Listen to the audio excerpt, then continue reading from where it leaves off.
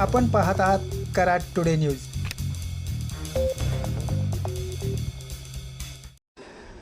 पुणे बेंगलोर राष्ट्रीय महामार्गावरील उड्डाणपूल पावसाळ्यापूर्वी खुला करण्याच्या दृष्टीने सध्या ठेकेदार कंपनीकडून उड्डाणपुलावर रात्रंदिवस काम सुरू आहे। उड्डाणपुलाच्या सातारा कोल्हापूर लेनवर जॉईंट एक्सपान्शनचे काम सुरू असून त्या ठिकाणी असणाऱ्या 46 पैकी 30 ठिकाणी जॉईंट बसवण्यात आले आहेत। उर्वरित जॉईंटचे काम 8 ते 10 दिवसात पूर्ण होणार आहे। दरम्यान उड्डाणपुलाच्या दोन्ही बाजूला काम सुरू असून नांदलापूर येथून पुलावर जाणारा रस्ता बंद करण्यात आला असून उड्डाणपुलावर जाण्याचा कोणीही वाहनधारकांनी प्रयत्न करू नये असे आवाहन ठेकेदार कंपनीकडून करण्यात आले आहे।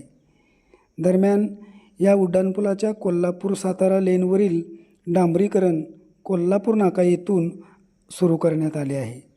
आज गुरुवार दिनांक 14 मे रोजी घेतलेले दृश्य आपण पाहू शकता। या उड्डाणपुलाची सातारा कोल्हापूर ही लेन सुरुवातीला वाहतुकीसाठी सुरू करण्याच्या दृष्टीने नांदलापूर येथेही भुयारी मार्गासह त्या ठिकाणच्या रोडवरील काम सुरू आहे।